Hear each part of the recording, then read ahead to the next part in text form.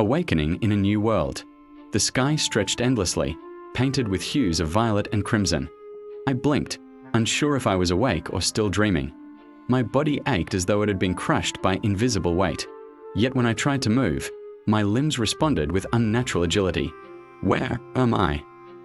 I whispered, my voice hoarse. The ground beneath me was soft, covered in strange luminescent moss.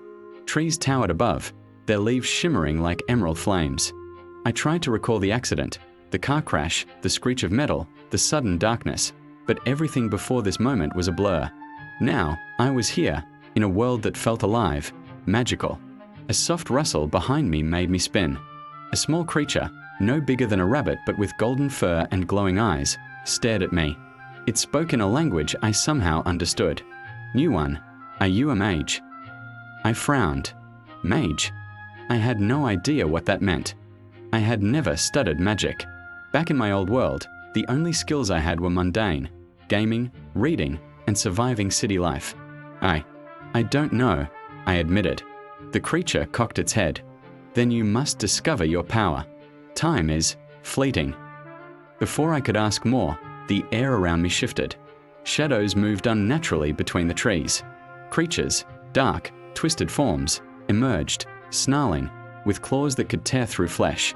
Panic surged through me, but strangely, my hands glowed. A faint blue light spread from my fingertips, forming intricate patterns in the air. I hadn't consciously done it, yet the shadows recoiled. A surge of adrenaline and something deeper, instinct, pushed me forward. Words formed in my mind, commands in a language I had never learned but somehow understood. A bolt of magic shot from my hands, striking the nearest creature. It disintegrated into ash. I fell to my knees, gasping. My mind screamed, "What just happened?" The small creature approached, eyes wide with awe. You are the Magus of legends, but you do not yet know." Part 2. The journey begins days past, or perhaps weeks. Time felt different here. The creature, which introduced itself as Aeloria, became my guide. I learned about this world, Aeloria, a land where magic shaped every aspect of life. Kingdoms were ruled by mags, warriors wielded enchanted swords, and beasts of unimaginable power roamed freely. I tried to live quietly, hiding my newfound abilities. Every time I practiced magic, I discovered things I couldn't explain, spells forming instinctively, barriers that no ordinary mage could break, even healing abilities far beyond what I imagined possible. Why me? I asked Aeloria one evening, as we sat by a glowing river. "The Magus of Legends is reborn when the world faces imbalance," Aeloria explained. "Power alone does not define a mage. It is the soul. You were chosen." I shook my head. "I don't feel chosen. I feel lost." Aeloria chuckled softly. "All heroes do at first." Our peaceful days were shattered when news arrived that the dark faction, a cult seeking ultimate power, was moving towards the nearest human settlement. Villagers were terrified, and the local mags, though skilled, struggled to fend them off. "I have to help," I said instinctively, but my voice trembled. I hadn't fought anyone before, yet my heart pulsed with an unfamiliar confidence. The first battle was brutal. Shadows, monsters, and curses assaulted us. I cast spells I didn't even know I knew, forming firestorms, ice spikes, and protective barriers. The other mags stared at me, wide-eyed, their faces a mixture of fear and reverence. After the battle, Aeloria whispered, "You are awakening, but there is more to learn. Your magic is not ordinary. You were reborn as the strongest mage ever, but strength alone will not save you." Part 3. The training arc. I began training seriously, though my progress was astonishingly fast. Simple spells I had struggled with were now effortless. I could manipulate elements with mere thought, sense magical currents, and even read the emotions of others. Despite my abilities, I struggled with the human element: trust, strategy, morality. I met other mags, some allies, some rivals. They pushed me, tested me, challenged me, and every challenge revealed more about myself and the world.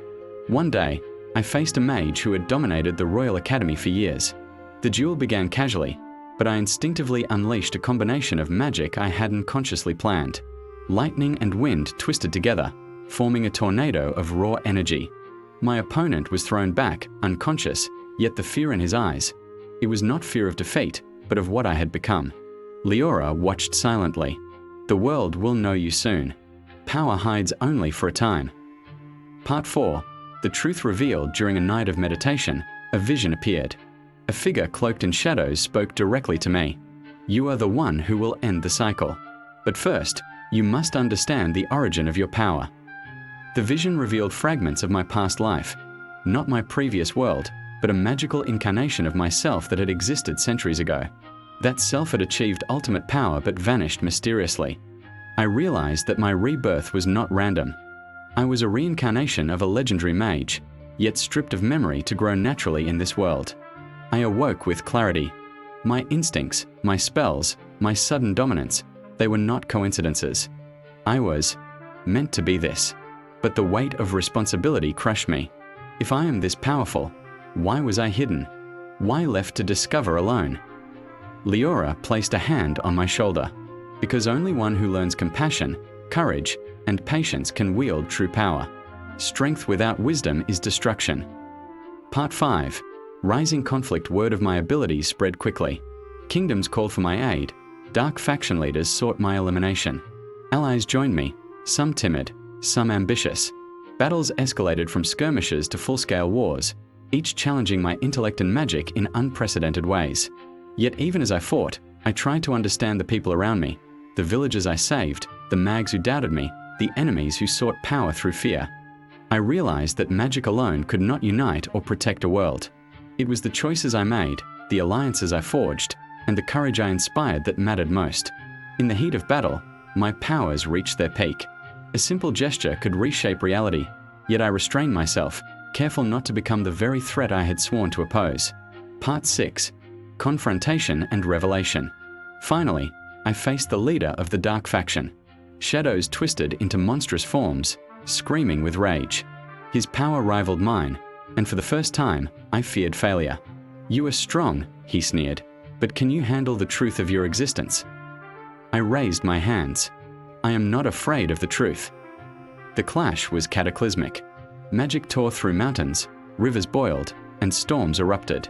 Every spell I cast carried memories of my past life, the instincts of my reincarnated self, and the lessons I had learned here. In the end, the dark faction fell, but the battle left scars on the land, and within me. I realized that being the strongest mage did not mean living without struggle. It meant understanding responsibility, sacrifice, and the weight of destiny. Part 7. Epilogue. The world of Aeloria began to heal. Villages rebuilt, alliances strengthened, and peace, fragile yet hopeful, returned. I stood atop a cliff, looking over the horizon. The wind whispered promises of future challenges, yet I felt ready. Power is not just what I can do, I thought. It is what I choose to do. And now, I will shape this world wisely. Leora approached, smiling. The Magus of Legends walks among mortals once more, but the journey is only beginning. I nodded. The sky shimmered with possibilities. Aeloria was vast, full of mysteries, danger, and wonder. And I, the hidden Magus, was ready to face it all.